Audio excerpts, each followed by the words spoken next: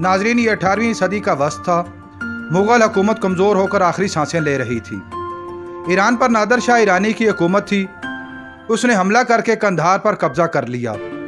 अफ़गानिस्तान के अब्दाली कबीले के दो नौजवानों अहमद ख़ान और उसके भाई ज़ुल्फ़कार ख़ान से कंधार में नादर शाह की मुलाकात करवाई गई। इन नौजवानों को कंधार के गवर्नर ने कैद करवा रखा था।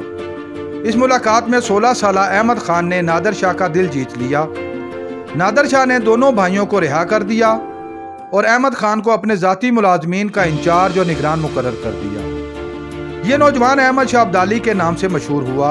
अफ़गानिस्तान के बानी अहमद शाह अब्दाली कौन थे, वो कहाँ पैदा हुए, हिंदुस्तान पर कितने हमले किए और पानीपत की जंग में मरहटों की शिकस्त के मुकम्मल हवाल हमारी आज की इस वीडियो का हिस्सा होंगे।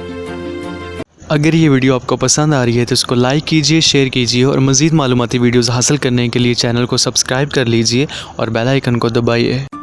अहमद शाह अब्दाली सन 1722 ईस्वी को अपने ननिहाल मुल्तान में पैदा हुआ।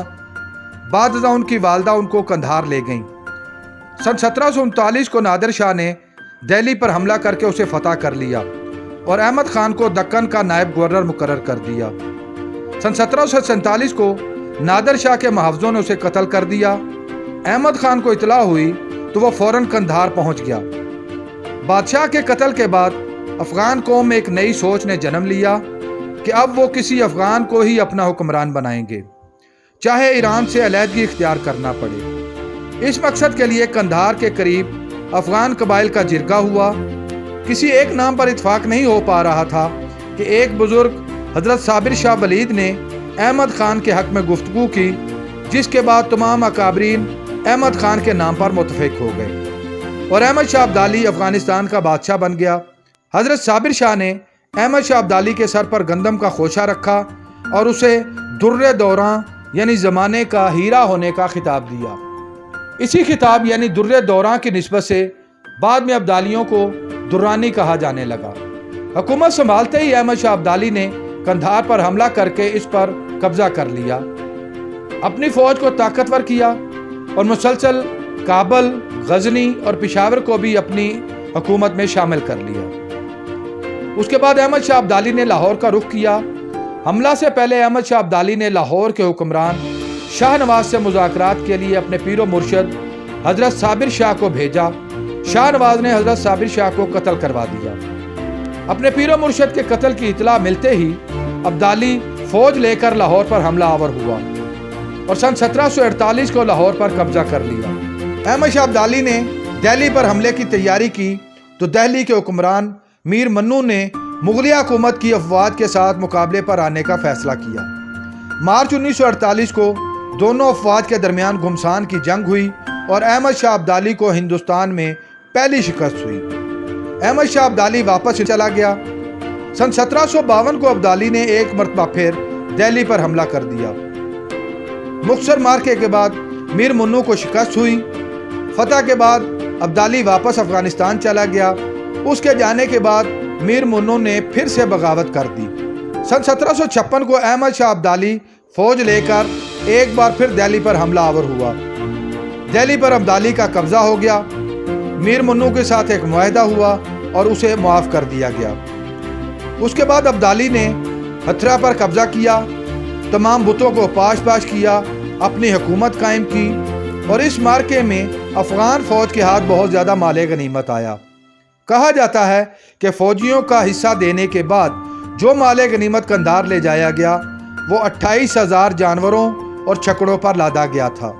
इसी दौरान पंजाब में सिख ताकत पकड़ते गए। महाराजा रंजीत सिंह के दादा चढ़त सिंह ने अफ़गान फ़ौज पर हमले शुरू कर दिए और उनसे माले गनीमत छीनना शुरू कर दिया।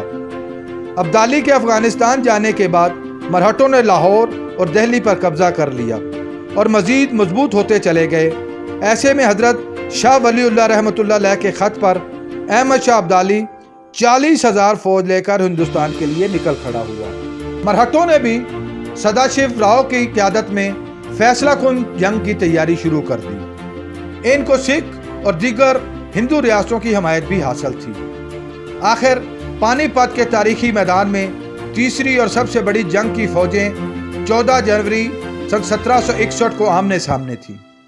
अब्दाली ने बेहतरीन जंगी हिकमत अमली के साथ फौज को मैदान में उतारा। खून रेज मार्का हुआ। अफगान फौज की तीरों की बारिश की वजह से मरहटों के 300 हाथी बिफर गए और उन्होंने अपने ही फौजियों को कुचलना शुरू कर दिया। इसी दौरान सदाशिव राव मारा गया और पांसा अहमद शाह अब्दाली के हक में पलट गया और मरहटों पर तारीखी फतह अब्दाली के हिस्से में आई। अहमद शाह अब्दाली फतह के बाद अफगानिस्तान वापस चला गया, मगर हिंदुस्तान पर उसके हमले जारी रहे। सिखों की ताकत इस कदर बढ़ गई थी कि उन्होंने लाहौर और दिल्ली पर कब्जा कर लिया। इसी दौरान अंग्रेज भी पहुंच जमा रहे थे। सिखों, हिंदुओं और अंग्रेजों ने मिलकर अब्दाली की हुकूमत के खात्मे पर कमर कस ली। उम्र के आखिरी हिस्से में अब्दाली की सेहत खराब रहने लगी, हुकूमत कमज़ोर होती चली गई और आखिरकार उसकी हुकूमत सिर्फ अफगानिस्तान और पेशावर तक महदूद हो गई। अक्टूबर सन 1772 को अहमद शाह अब्दाली का इंतकाल हो गया।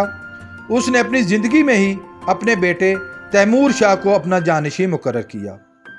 अहमद शाह अब्दाली को कंधार में दफन किया गया। उसकी कब्र के कतबे पर आज भी तहरीर है कि अहमद शाह दुर्रानी एक अजीम बादशाह था। उसकी हुकूमत में शेर और हिरन एक साथ रहते थे। उसकी फतूहात का शोर सुन सुन के उसके दुश्मनों के कान बहरे हो गए थे। नाजरीन, अहमद शाह अब्दाली को अफगान कौम बाबा अफगानिस्तान के नाम से याद करती है। अहमद शाह अब्दाली ने हिंदुस्तान की तारीख पर इस कदर गहरे असरात छोड़े कि आज भी हिंदुस्तान के हुक्मरान अहमद शाह अब्दाली के बुग़्ज़ और नफरत से भरे पड़े हैं। हाल ही में हिंदुस्तान में अहमद शाह अब्दाली की ज़ात पर एक फिल्म पानीपत के नाम से बनाई गई, जिसमें संजय दत्त ने अहमद शाह अब्दाली का किरदार अदा किया। इस फिल्म में अहमद शाह अब्दाली के किरदार को मजरूह करते हुए इंतहाई मनफी अंदाज में पेश किया गया, जो कि तारीखी हकीकत के मुनाफी है। पाकिस्तान ने इस अजीम हीरो को खराज तहसीन पेश करते हुए अपने एक मिसाइल का नाम अब्दाली रखा है। नाज़रीन, अहमद शाह अब्दाली ने जिस अफगानिस्तान की बुनियाद रखी थी वो आज भी तारीखी वजूद के साथ कायम है। तारीख अहमद शाह अब्दाली की जुर्रत और उसके अंदाज़े हुक्मरानी को हमेशा याद रखेगी। अगर आपको हमारी ये वीडियो पसंद आई है तो इसको लाइक और शेयर ज़रूर कीजिएगा।